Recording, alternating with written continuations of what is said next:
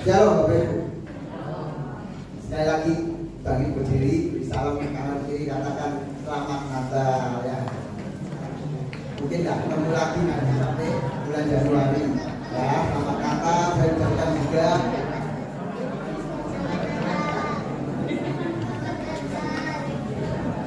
Oke.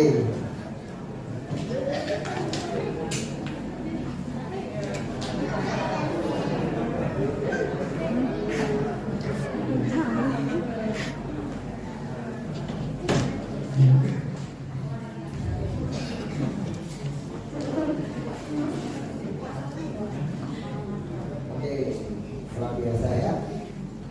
Bersyukur sudah kesekian kali kita boleh merayakan Natal ya. Yang sudah usia 40, 50 mungkin sudah 30 kali merayakan Natal ya. Mungkin sudah 40 kali merayakan Natal ya. Kebetulan gereja lokal saya tadi pagi merayakan Natal ya. Gereja lokal saya tadi pagi merayakan Natal. Orang tua saya tadi tanya ke saya, kok tadi khotbahnya bukan tentang kelahiran Tuhan Yesus? Ya. Orang tua saya tadi tanya sebelum saya berangkat ke sini, kok khotbahnya tadi pagi bukan tentang kelahiran Tuhan Yesus? Memang khotbah Natal nggak harus tentang kelahiran Tuhan Yesus ya. Bahkan kalau Bapak Ibu tadi saya ngomong sudah merayakan Natal ke 30 kali, mungkin hafal, ya kan? Apa ya urutannya ya? Malaikat Tuhan menampakkan diri kepada Maria, mengabarkan kabar gembira bahwa Maria sudah mengandung dari Roh Kudus. Saya tidak mengecilkan kisah Natal, ya. Tapi kita tidak mau Natal itu cuma jadi sebuah perayaan. Sebab kalau Natal cuma jadi sebuah perayaan, kita kalah sama Dubai. Dubai itu bangun park Natal, venue Natal itu di bulan November. Gereja ini mendirikan pohon Natal bulan berapa? Kalah loh kita sama Dubai. Ya, gereja saya baru Desember bikin pohon Natal. Dubai yang mayoritas orangnya yang tinggal di situ bukan orang percaya. Ya. Di Jepang itu November sudah dekor Natal semua. Apa agama mereka? Shinto. Ya. Nah, kita nggak mau kita terjebak ketika di bulan Desember merayakan Natal. Itu cuma sebuah seremoni tanpa kita mendapatkan esensi dari Natal itu sendiri. Ya, jangan sampai kita cuma jadi orang-orang yang merayakan Natal seperti orang-orang yang ada di Jepang, di Dubai. Kalau mau lebih dekat lagi, Bapak Ibu November pergi Royal Plaza. Ya, saya tidak membolong-bolongkan orang. Tapi kalau Bapak Ibu ke Royal Plaza itu dekornya Natal. Bapak Ibu tahu pengunjungnya apakah mayoritas orang yang percaya Tuhan Yesus? Enggak kan? Ya, jangan sampai terjebak seperti itu ya. Sebelum saya masuk pada tema yang sudah diberikan oleh Ibu Gembala, saya akan perkenalkan nama saya dulu ya, karena banyak yang baru saya ketemu ya. Nama saya Budi ya, Budi Rajo. Nah, saya dulu jemaat di tempat ini karena rumah saya tidak agak jauh ya, mungkin mengikuti rumah ya, terus mengikuti perkembangan usia saya bergereja di tempat saya. Sekarang saya beribadah ya. Saya punya 3 anak. Ini istri pertama saya dan yang terakhir ya. Yang depan. Anak 3 ada di rumah ya. Saya cuma seorang hamba Tuhan ya. Cuma seorang hamba Tuhan. Kalau orang Jawa ngomong hamba itu jongos, katung ya. Jadi kalau kita ngaku hamba Tuhan, Bapak Ibu nanti jadi hamba Tuhan, jangan mau diperlakukan seperti bos. Ingat, kita cuma jongos ya. Ini pesan buat kita, termasuk saya. Oke, kita baca di Amsal 2 ayat yang ke-4 sampai yang ke-6. Bapak Ibu boleh buka di Alkitab Amsal pasal yang ke-2 ayat yang ke-4 sampai yang ke-6. Sudah ketemu? Kita mau baca sama-sama cuma 3 ayat. Ya, 1, 2, 3. Jikalau engkau mencarinya seperti mencari perak dan mengejarnya seperti mengejar harta terpendam, maka engkau akan memperoleh pengertian tentang takut akan Tuhan dan mendapat pengenalan akan Allah. Karena Tuhanlah yang memberikan hikmat, dari mulutnya datang pengetahuan pengetahuan dan kepandaian. Amin. Firman Tuhan. Berbahagia kita yang mendengar, terlebih kita semua yang melakukannya. Amin. Haleluya. Nah, kalau kita baca kitab Amsal, maka kita akan mendapati yang namanya kata hikmat berkali-kali. Ya, bahkan di luar kitab Amsal pun kita akan mendapati yang namanya kata hikmat. Ya, nah kita akan belajar dulu apa yang dimaksud hikmat. Ya, kalau kita belajar kata hikmat, kita bisa bagi jadi dua. Hikmat kalau kita pandang sebagai sebuah objek, hikmat itu adalah sebuah pengetahuan. Hikmat itu sebuah kebijaksanaan. Hikmat itu sebuah kecerdasan. Hikmat adalah sebuah hal yang memampukan manusia untuk mengambil keputusan yang paling tepat di saat dia harus menentukan dari dua pilihan yang ada. Itu hikmat kalau kita pandang sebagai sebuah objek. Ya, contohnya adalah ketika Salomo, penulis Amsal ini juga berhadapan dengan dua wanita yang sama-sama mengaku ibu dari satu bayi. Oleh hikmat yang kita pandang sebagai objek tadi, memampukan Salomo untuk dapat menentukan dan menemukan mana ibu yang benar. Yaitu hikmat kalau kita pandang sebagai sebuah objek. Ya. Tapi untuk tema kita sore hari ini, kita akan memandang hikmat bukan dari sebuah objek tapi subjek. Maka kalau hikmat kita pandang sebagai subjeknya, maka adalah kita harus melihat dari sebuah personifikasinya. Hikmat itu siapa yang memberi? Hikmat itu sumbernya dari mana? Hikmat itu yang memampukan Salomo tadi, itu siapa yang dia mendapatkan dari mana? Maka kita harus lihat subjeknya siapa, yaitu Tuhan itu sendiri.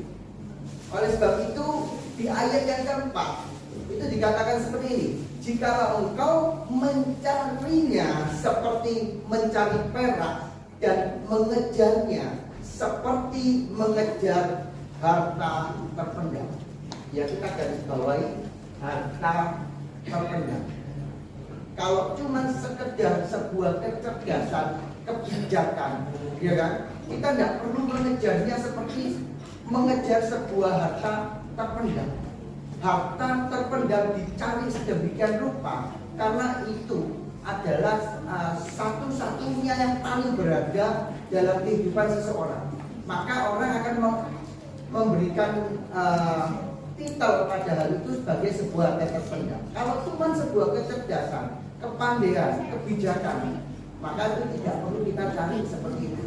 Matthew Henry, ya, Matthew Henry itu seorang teolog, seorang penafsir. Dia memberikan pengertian seperti ini: jika engkau mencari seperti mencari perak dan mencari seperti mengejar harta yang terpendam, itu dia memberikan arti seperti: kalau kita mencari harta terpendam itu harus bekerja dengan sangat keras, tidak mengenal yang namanya kata lelah sampai mendapatkan hal tersebut.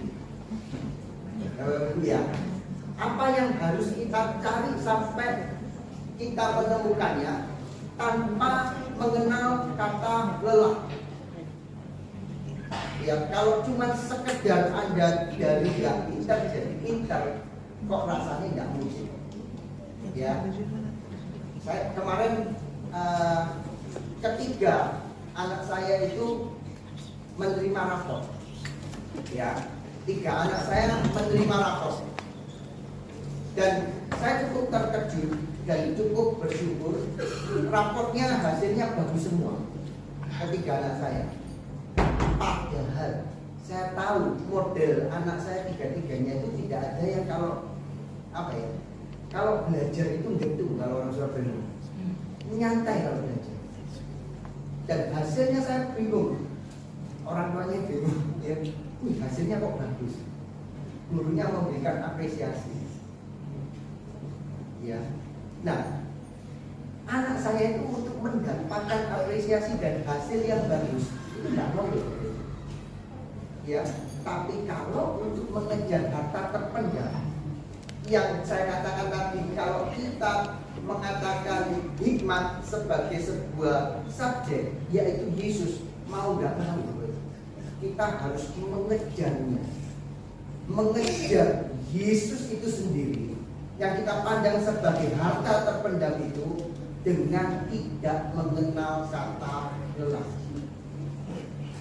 Amin, Bapak Ibu. Tidak mengenal kata lelah. Kalau cari Yesus, kalau nggak ketemu sampai ketemu, katanya Matthew Henry. Kalau mencari Yesus itu kalau nggak ketemu sampai ketemu. Sedangkan banyak orang Kristen kalau mau menemukan Tuhan pada waktu saat teduhnya, ya kan, harusnya sampai ketemu Tuhan katanya Matthew Henry. Ya, sampai ketemu Tuhan. Nah, ya kan? Kalau kita saat teduh, jujur ya, kita buka dengan doa pujian penyembahan, aminnya setelah kita bangun.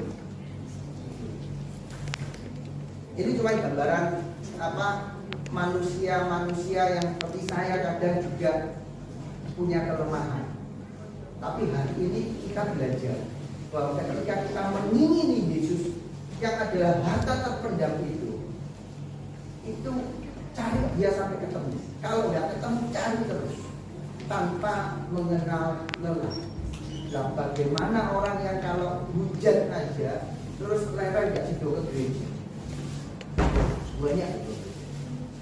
Tapi kalau mereka tahu bahwa cari Tuhan itu tidak ada kata lelah, tidak boleh menyerah. Tapi kena hujan bisa nggak jadi ke gereja. Kena tawaran lain daripada ke gereja, Bapak Ibu gitu. Dengarkan firman, nyanyi-nyanyi. Nah, kalau ada undangan makan, kenapa nggak makan di sana? Kadang itu jadi pertimbangan. Ya. Nah, sekali lagi, mengejar hikmat yang kalau kita pandang sebagai sebuah subjek, kejar sampai ketemu, tidak ada kata lelah. Amin, ya. Hikmat yang kita pandang, yang kita hari ini akan kita pelajari adalah hikmat yang kita pandang sebagai sebuah subjek. Yang kemana kalau kita cari itu sebagai harta yang terpendam, cari sampai ketemu, tidak ada alasan kata lelah. Amin, Bapak Ibu. Ya. Nah, hari ini akan menjadi sebuah pertanyaan buat kita semua. Yang kita cari hari ini itu apa dalam hidup kita? Ya, karena setiap orang itu prioritasnya dalam kehidupan itu beda-beda. Ada orang yang prioritasnya dalam kehidupan itu keluarga. Ada orang yang prioritas dalam kehidupannya itu pekerjaan. Ada orang yang prioritas dalam kehidupannya itu hobi. Ada orang yang prioritas dalam kehidupannya tidak ada apa-apa. Maksudnya gimana? Pernah nggak tanya orang, punya planning nggak kita? Tahu mengalir. Berarti dia tidak punya prioritas. Nah, jadi sebuah pertanyaan. Kalau tadi saya ngomong, untuk mencari harta terpendam itu harus kita cari sampai ketemu, tidak ada kata lelah. Hari ini coba Bapak Ibu, apa yang sedang kita cari? Apa yang jadi prioritas dalam hidup kita hari ini? Ya, keluarga kan? Saya tidak menentang, saya tidak menyalahkan kalau prioritas dalam kehidupan kita itu keluarga. Harus dong. Ya. Kalau saya hari ini berdiri tempat ini, saya memberitakan firman Tuhan, tapi keluarga saya berantakan, nggak jadi berkat. Ya, ya Bapak Ibu ya. Jangan sampai Bapak Ibu mendengarkan firman Tuhan disampaikan oleh seorang hamba Tuhan. Bapak Ibu cari profil hamba Tuhan tersebut. Bapak Ibu lihat portofolionya, kok keluarganya berantakan, istrinya nggak karu-karuan, anak-anaknya kena narkoba, anak-anak itu. Jadi pertanyaan, saya tidak nyalakan kalau prioritasnya keluarga. Pekerjaan itu apakah salah? Tidak, Bapak Ibu. Kalau saya menyampaikan firman Tuhan, tapi saya juga punya profesi, saya bukan full timer dalam kegiatan saya sebagai hamba Tuhan. Saya juga seorang profesional di luar sana. Tapi saya di luar sana saya dikenal sebagai seseorang profesional yang gak karuan kalau kerja. Suka makan duitnya orang, suka nipu orang. Jadi berkata ketika saya berkorban atas mimbar, ya, jadi segala prioritas yang ada dalam hidup kita hari ini, apa yang sedang kita gumuli hari ini, apa yang sedang kita fokuskan pada hari-hari ini dalam kehidupan Bapak Ibu, keluarga kah, pekerjaan kah, ya anak kah, apapun yang sedang Bapak Ibu hadapi, semuanya itu harus terbungkus dalam koridornya Kristus. Amin Bapak Ibu ya. Oleh sebab itu kalau Bapak Ibu tanyain prioritasmu yang pertama apa? Keluarga. Yang kedua apa? Pekerjaan. Yang ketiga apa? Pelayanan. Terus ada orang tanya, loh terus Tuhan Yesus nomor berapa? Itu pertanyaan yang berbeda. Itu pertanyaan yang tidak perlu diperdebatkan. Tuhan Yesus harus di atas keluarga. Tuhan Yesus harus di atas pekerjaan. Tuhan Yesus harus di atas rumah tanggamu, harus di atas segala-galanya. Ketiga hal atau 4 hal yang menjadi fokus dalam rumah tangga, dalam kehidupan kita, semuanya harus terbungkus dalam Kristus Yesus. Jadi kalau kita fokus kepada keluarga, orang lain harus melihat keluargamu itu ada Yesus. Kalau fokus kita adalah sebuah pekerjaan yang sedang kita gumuli, orang lain melihat pekerjaanmu harus melihat Yesus. Amin Bapak Ibu. Amin. Maka kalau itu kita terapkan, ya, maka kita akan mendapatkan yang namanya harta yang terpendam. Kita cari, kita inginkan setengah mati harusnya Yesus yang sebagai harta terpendam. Kalau kita baca nanti ya Bapak Ibu, di kitab Injil ada perumpamaan tentang harta yang terpendam. Seseorang menggali di sebuah kebun, dia dapati di kebun itu sebuah harta yang tidak ternilai. Dia tutup lagi, dia jual segala miliknya untuk dia membeli tanah itu supaya dapat harta terpendam. Itu loh kalau orang kepingin Yesus dalam hidupnya, segala sesuatu itu jadi nomor yang kesekian. Saya sedang tidak mengurutkan ya betul tadi ya. Tapi kalau kita tahu Yesus yang hari ini kita rayakan kelahirannya, kita pandang sebagai sesuatu yang sangat berharga. Seharusnya apa yang ada di rumah, apa yang melekat pada dirimu, itu Anda jual. Kenapa harus jual? Karena tidak berarti, lebih berarti apa yang tertanam, yang ditemukan dia waktu dia mencampur tadi. Sekali lagi saya tidak menanyakan kalau kita fokus pada keluarga, pekerjaan atau apapun. Tapi saya mengajak dalam keluarga, dalam pekerjaan, dalam apapun yang kita hari ini kerjakan, ya kan? Itu harus kita kerjakan dan itu semua terbungkus dalam koridornya Kristus. Amin Bapak Ibu ya. Nah, di ayat yang ke-5 berkata seperti ini. Kalau kita sudah mencari seperti mencari perak dan mengejar seperti mengejar harta terpendam, maka firman Tuhan berkata seperti ini, maka engkau akan memperoleh pengertian. Ya, maka engkau akan memperoleh pengertian. Dan yang kedua, engkau akan mendapat pengenalan akan Allah. Kenapa orang Kristen itu selalu berkata ketika mereka udah lama jadi orang Kristen, pada titik tertentu dia ngomong gini, hidupku kok kayak gini aja ya, ikut Tuhan kok flat aja ya, ikut Tuhan gak ada perubahan. Kok ikut Tuhan ya hidupku, pekerjaanku, rumah tanggaku ya kayak gini-gini aja. Di sini tidak ada. Tapi kalau Bapak Ibu keluar di sana, Anda konselingi orang-orang yang mereka sedang berbeban berat, maka akan kita dapatkan orang-orang yang mengeluh seperti ini. Jadi orang di hidupnya kayak gini aja. Kenapa? Ya karena mereka tidak pernah menginginkan Tuhan seperti orang menginginkan mendapatkan harta yang terpendam. Ketika orang menginginkan Tuhan itu seperti itu, maka akan mendapatkan pengertian tentang Tuhan dan mendapatkan pengenalan akan Tuhan. Bagaimana kita tanya, bagaimana Anda akan mengerti tentang Tuhan kalau kita tidak pernah mencari Tuhan? Bagaimana kita akan mengenal Tuhan kalau kita tidak pernah berusaha untuk mengenalnya? Bapak Ibu yang sudah berumur, ya saya sudah menikah.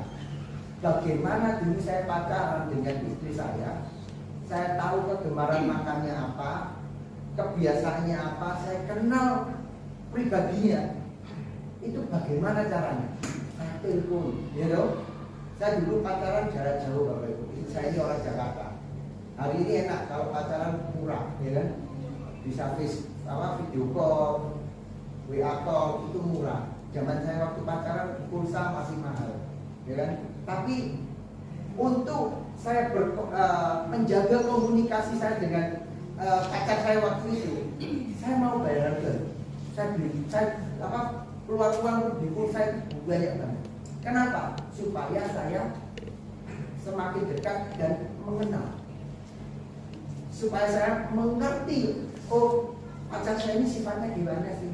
Supaya saya kenal apa yang dia suka, apa yang dia tidak suka. Oh, supaya saya kenal aktivitasnya seperti apa. Ya, Bapak Ibu, Bapak-bapak yang dulu pacaran sama istrinya sekarang, kecuali yang zaman dulu banget ya, dijodohin ya, saya nggak bisa ngomong. Ya, tapi kalau bapak-bapak yang dulu ngejar istrinya itu supaya kenal loh. Ada loh rela keluar uang banyak, rela keluar biaya, ya kan? Supaya kenal calon istri saya nanti seperti apa, sukanya apa, ya kan? Kalau dia suka durian, Anda ke rumahnya Anda bawa bengkoang ditolak. Besoknya bawanya apa? Melon. Saya ini sukanya durian. Oh coba bengkoang, coba salah. Selama kita tidak kenal Tuhan kita, oleh sebab itu kita nggak pernah tahu apa yang dia suka, apa yang dia tidak suka. Seperti kita nggak tahu tadi, pacarmu itu doyan durian, kamu bawain melon. Tuhan itu sukanya kalau kita itu hidup benar di hadapannya. Tapi karena kita tidak kenal Tuhan, kita hidup awur-awuran. Kita hidup malah kita hidupi apa yang Tuhan tidak pernah suka dan Tuhan tidak pernah suruh. Ya, kalau Bapak Ibu baca di Matius 6 ayat 33. Matius 6 ayat 33. Cari dulu kerajaan Allah dan kebenarannya. Ya, saya suka banget ayat ini. Karena kalau kita baca di bahasa lain itu Matius 6:33 itu punya arti seperti ini. Usahakan dulu Allah memerintah atas hidupmu. Cari dulu kerajaan Allah itu kayak gitu diartikannya. Usahakan dulu Allah memerintah atas hidupmu. Saya buka dulu ya, coba ditampilkan di Matius 6 ayat 33 supaya kita paham. Ada aplikasi bahasa Indonesia masa kini. Matius 6:33. Matius 6:33 di Alkitab bahasa Indonesia masa kini ada. Ada ya, saya bacakan di bawah dulu ya. Ini tetap ditampilkan di bahasa Indonesia masa kini, Alkitab terjemahan bahasa Indonesia masa kini. Jadi usahakanlah dulu supaya Allah memerintah atas hidupmu dan lakukanlah kehendaknya. Ya, saya ulangi lagi Bapak Ibu ya. Jadi usahakanlah dulu supaya Allah memerintah atas hidupmu dan lakukanlah kehendaknya. Maka semua yang lain akan diberikan Allah juga kepadamu. Nah, kita itu punya pengertian Matius 6:33, tetapi carilah dulu kerajaan Allah dan kebenaran. Terus kita mengartikan dengan simpel bahwa oh berarti saya harus ke gereja, saya harus ke persekutuan. Ya, salah ya Bapak Ibu. Saya sangat menganjurkan Bapak Ibu rajinlah beribadah. Saya sangat menganjurkan, saya sangat mendukung untuk mengajak kita semua untuk taat beribadah ke gereja. Tapi kalau kita ngajak orang kenalan kita, keluarga kita, anak atau orang tua kita dengan bahasa seperti ini, pergi ke gereja biar diberkati Tuhan. Ini berdasarkan ayat ini. Tidak akan diberkati. Bukan karena Anda ke gereja terus Anda diberkati. Kalau cuma karena ke gereja Anda berkati, Anda memandang gereja seperti gunung kawi. Ya, Tuhan itu bukan pesugihan. Tapi yang membuat kita diberkati kalau cara pikir kita ini dikuasai oleh kebenaran firman Tuhan. Ketika firman Tuhan yang menguasai cara berpikir kita dan memerintah atas kehidupan kita, kita akan paham kehidupan kita di bawah Tuhan dalam sebuah ujian cobaan. Kita akan paham, oh Tuhan lagi nyobain saya, lagi mengizinkan ujian kepada hidup saya. Supaya apa? Supaya bisa naik kelas. Tapi kalau kita tidak dikuasai oleh kebenaran firman Tuhan, ketika Tuhan izinkan ujian terjadi dalam hidup kita, bahasa yang keluar dari mulut kita, Tuhan jahat. Tuhan tidak baik sama saya. Percuma jadi orang Kristen tahunan, hidup saya cuma seperti ini aja. Tapi kalau firman Tuhan yang menguasai, hikmah, hikmah yang kita pandang sebagai subjek tadi, Tuhan itu sendiri yang menguasai pikiran kita. Segala apapun yang hari ini Bapak Ibu sedang gumulkan, ya, Bapak Ibu akan mempunyai cara pandang yang berbeda. Ada sakit penyakit kan? Anda tidak akan menghakimi diri sendiri. Oh karena saya berdosa, Tuhan izinkan saya sakit. Tidak pernah seperti itu Bapak Ibu. Tuhan kita tidak sekeji itu. Oh karena saya lupa berdoa, hari ini mobil saya diserempet. Pernah nggak berpikir seperti itu? Saya tadi pagi lupa berdoa keluar rumah, makanya mobil saya diserempet. Tuhan nggak sekejam itu. Oh saya lupa perpuluhan 2 bulan ini, makanya saya nggak ada order 2 bulan ini. Ada yang berpikir seperti itu? Ya, ketika hikmat yang adalah Tuhan itu sendiri itu menguasai hidup kita Bapak Ibu. Anda tahu kok, ketika mobil diserempet Anda tidak berpikir bahwa Tuhan jahat. Ketika kita sakit penyakit, Tuhan tidak ada di pihak kita. Ketika usaha kita macet, kita nggak ngomong oh kita kena kutuk Tuhan. Tidak, kita akan pandang semuanya sebagai ujian proses untuk kita bisa semakin hari semakin didewasakan dalam Tuhan. Karena semakin hari kita semakin dewasa, ya kan, ujiannya tidak akan mudah. Ya, kalau cuma pohon cabai kena angin nggak usah angin gede-gede, roboh. Tapi kalau angin itu yang lebih besar, yang namanya angin topan, dia menerpa yang namanya pohon jati. Pohon jatinya tidak tumbang. Kenapa? Karena udah diuji, akarnya itu sudah nyakar sampai ke bawah. Dan kita tidak pernah mengakar pada Kristus. Karena ujian dikit, ambil. Bapak Ibu, ya, di ayat yang kembali ke Amsal lagi, ayat yang kedua ayat ini. Dengan demikian kau akan tahu apa artinya takut dan ya, dengan demikian, saya masih di bahasa Indonesia masa kini. maka engkau akan memperoleh pengertian tentang takut akan Tuhan. Anda akan mengerti tentang takut akan Tuhan. Paham ya, bahasa Indonesia mengartikan hormat menjadi takut. Bahasa aslinya hormat. Ya Bapak Ibu ya, kok rasanya kita ambil Tuhan takut? Enggak. Ya, bahasa aslinya maka engkau akan memperoleh pengertian tentang hormat akan Tuhan. Bapak Ibu punya orang tua sendiri, nggak ada yang lahir ceplok dari batu lah ya. Sebagai manusia normal, saya nggak ngomong yang nggak normal, Bapak Ibu. Sebagai manusia normal, kita bisa membedakan bagaimana kita bersikap kepada orang yang lebih muda dari kita dengan orang yang lebih tua, terlebih itu orang tua kita. Tahu ya Bapak Ibu ya? Kalau umpamanya orang tua kita ada di sebelah sana, kita mau makan, ya istri saya selalu ngajarin anak saya, ambil apa? Kalau anak saya ngambil bobo, oma makan, simpannya ya kan ya Bapak Ibu ya. Itu cuman itu rasa hormat, ya itu rasa hormat. Cuman kalau kita kepada Tuhan, enggak, Tuhan tak makan. Enggak.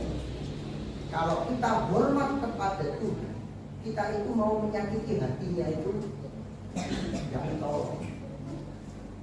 Oh ya, kalau Tuhan itu yang menguasai pikiran kita tadi, seperti di Matius 6:33, Tuhan yang adalah hikmat itu tinggal di dalam kita, kita akan dengan sendirinya kita itu hormat sama Tuhan. Berbuat dosa itu kita takut, bukan takut ada ketemu Tuhan, takut bukan. Untuk menyakiti hatinya itu kita takut, bukan takut sama Tuhannya. Kita takut kalau sampai apa yang kita lakukan kerjaan itu menyakiti hatinya Tuhan. Itu hormat akan Tuhan. Bahasa Indonesia memberikan arti takut akan Tuhan. Maksudnya takut kalau sampai apa yang kita lakukan kerjakan itu tidak sesuai dengan apa maunya Tuhan. Ya, pengertian ini akan ada dalam hidup kita kalau hikmat itu tinggal dalam hidup kita.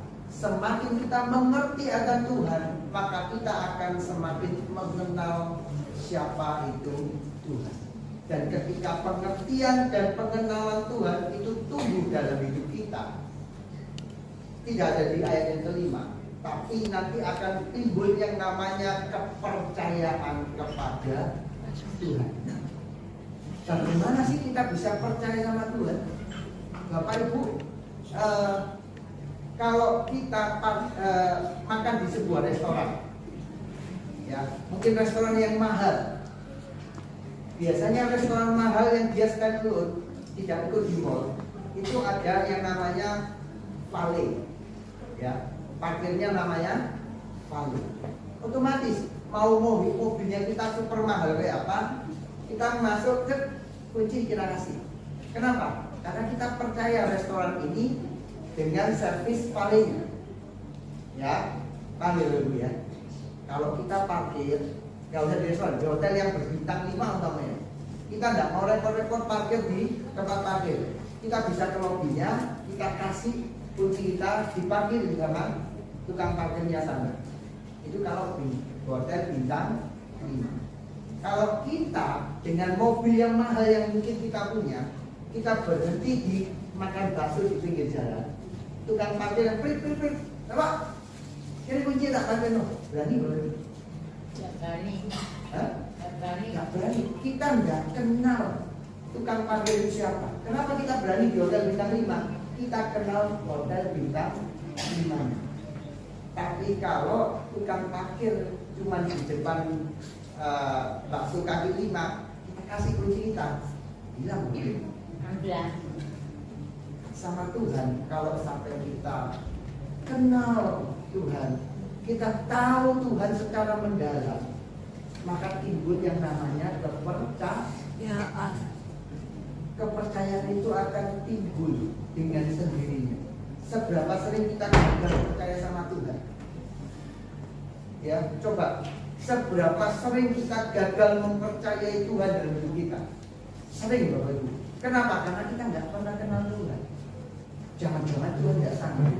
Jangan-jangan Tuhan nggak mampu. Ini bukan cara memang bukan bagian Tuhan.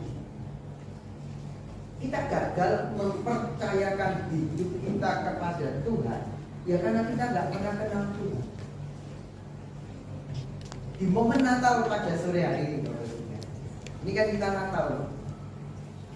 Tahun lalu saya itu ambil ayat Natal buat saya. Tahun lalu Bapak Ibu, itu saya ambil di Yohanes 3:16. Ya, tapi saya fokusnya itu di kata kasih. Ya, di Natal tahun lalu saya bahas itu di Yohanes 3:16, tapi di kata kasih. Saya akan bacakan Yohanes 3:16. Karena begitu besar kasih Allah. Itu tema Natal saya tahun lalu. Saya khotbahkan itu di beberapa gereja itu. Tapi hari ini saya akan ambil kata percaya. Ya, karena begitu besar kasih Allah akan dunia ini, sehingga Ia telah mengaruniakan, ya, anaknya yang tunggal supaya setiap orang yang percaya. Dari pengenalan tadi, ya, kita kenal banget sama Tuhan, ya.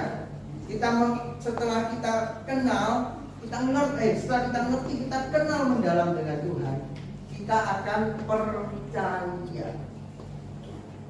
Ya, karena begitu besar kasihnya Tuhan, Dia mengaruniakan anaknya yang tunggal yang hari ini kita rayakan kelahiran, supaya kita yang percaya. Bapak Ibu percaya? Karena yang merayakan Natal itu bukan cuma kita, tadi saya ngomong. Ya, di Dubai bulan November, di Jepang coba dilihat di Google, bulan November semua sudah vibe-nya Natal. Dubai itu menghias Natal paling keren sedunia kalau Bapak Ibu tahu. Ya, tapi tidak semua orang percaya akan apa yang sedang mereka rayakan. Bapak Ibu hari ini percaya bahwa Allah yang mempunyai kasih yang besar itu sudah mengaruniakan anaknya yang tunggal. Percaya Bapak Ibu? Seberapa sering kita melewatkan esensi Natal di tiap tahunnya di bulan Desember? Karena kita fokusnya cuma pada perayaan Natal.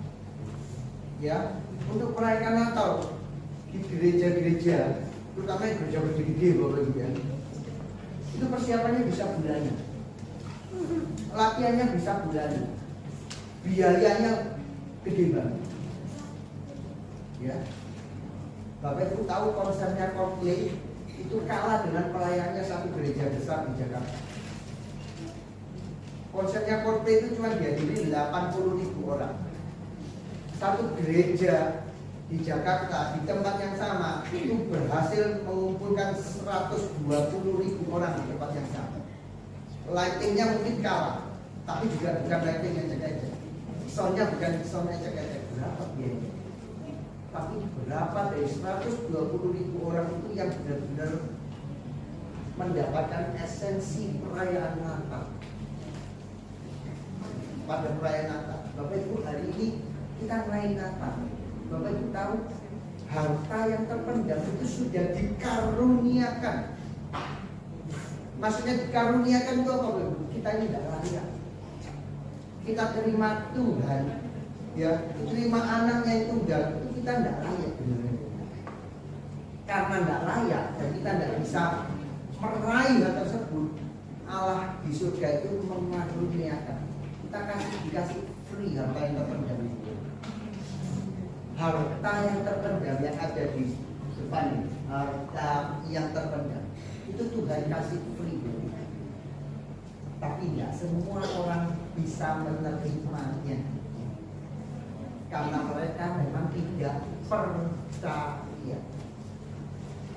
Ya, karena saya bacakan lengkap sekali lagi. Karena begitu besar kasih Allah akan dunia ini, sehingga Ia telah mengaruniakan, ya, memberikan dengan cuma-cuma mengaruniakan itu, memberikan dengan cuma-cuma sebagai harta yang paling berharga, harta yang terpendam tadi, anaknya yang tunggal, supaya setiap orang yang percaya kepadanya tidak binasa, melainkan beroleh hidup yang kekal.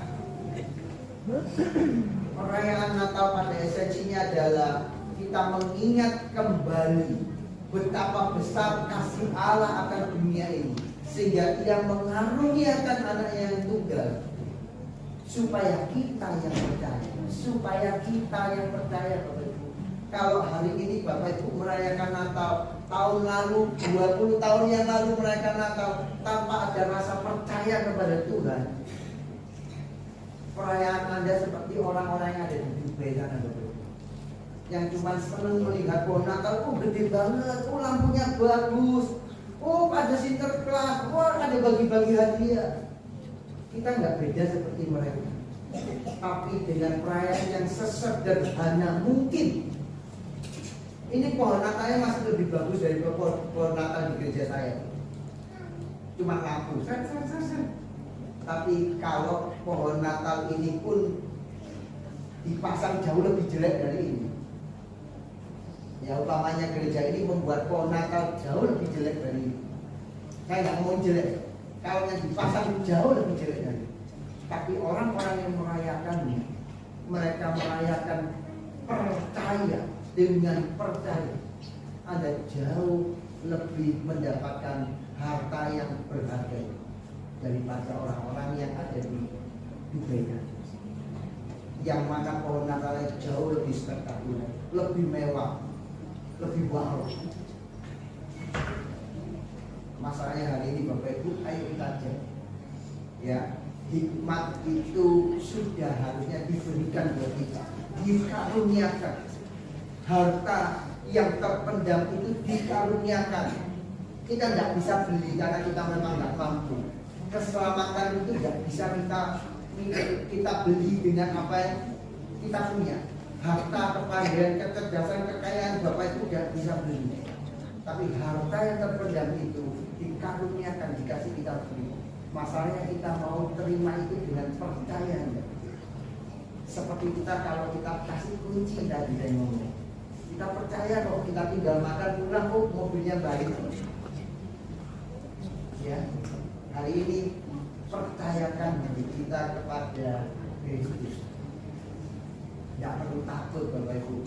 Keadaan dunia tahun depan tidak lebih baik daripada 2023. Percayalah, kalau Bapak Ibu buka catatan, buka koran tahun-tahun yang lalu, setiap akhir tahun untuk memperkirakan tahun ke depan, ahli ekonomi, ahli apapun tidak pernah membuat perkiraan jauh lebih baik.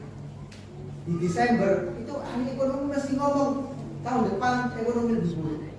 Itu terjadi tiap akhir tahun. Ya memang karena firman Tuhan itu ngomong keadaan dunia semakin hari tidak semakin baik. Tapi kalau kita semua yang hari ini hadir pada perayaan Natal pada sore hari, kita mempercayakan pada pribadi yang benar, keadaan boleh tidak baik. Ya, kita tidak bisa menuntut semuanya baik. Tapi kalau kita tahu, kita percaya ada Tuhan yang sanggup membawa kita melewati lembah ujian cobaan apapun, maka Bapak Ibu, mau perkiraan dari ahli ekonomi, ahli atau apapun, tahun depan itu buruk, tahun depan itu gawat, kita bisa lewati bersama Tuhan. Amin. Amin Bapak Ibu. Hari ini Bapak Ibu, kita mau merayakan Natal yang berbeda. Cuman kita ingat, Maria dikasih. Saya nggak mau mengecilkan arti perayaan Natal yang lainnya. Maria dikasih kabar. Maria mengandung dari Roh Kudus. Bayi Yesus lahir di sebuah kandang, ya kan? Cuma dibuat di sebuah palungan. Semua ingat Bapak Ibu. Tapi mereka melupakan, kita harus percaya kepada sang pribadi